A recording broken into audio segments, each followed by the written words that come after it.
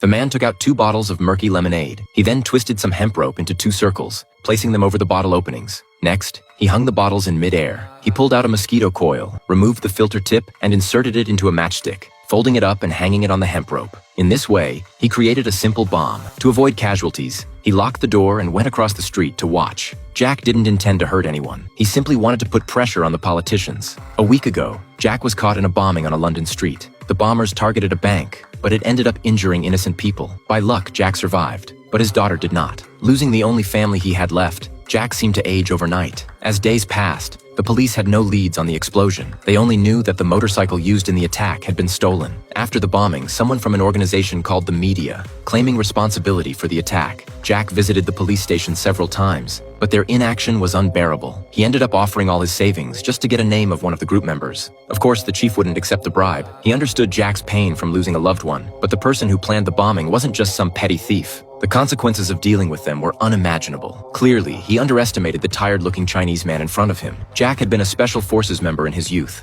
skilled in demolition and guerrilla warfare. Since the police wouldn't serve justice, he decided to take matters into his own hands and avenge his daughter. Jack began researching online, documenting everything about the organization. Soon, a politician named Hannes caught his attention. He believed this man had ties to the terrorists. So Jack packed his gear overnight, drove straight to Belfast, and mimicked the terrorists by creating a toilet bombing. But this was just a warning. If Hannes didn't provide the list of terrorists, he had other methods. Back at his residence, Jack continued to make bombs. He poured ice cubes into a bucket, took out 2 bottles of glycerin to chill it, and carefully adjusted the mixture. The entire process had to be flawless, or he would be the one getting hurt. He placed the bomb on Hannes's bodyguard's car. One of them noticed something odd at the back of the car and immediately stopped their companion from starting it. The bodyguard carefully opened the gas tank lid and found a note inside. Clearly, this was another threat from Jack. Later, Jack followed Hannes to a restaurant, a place where Hannes met his lover. Jack snapped photos of them being intimate, threatening to ruin his reputation if he didn't provide the list.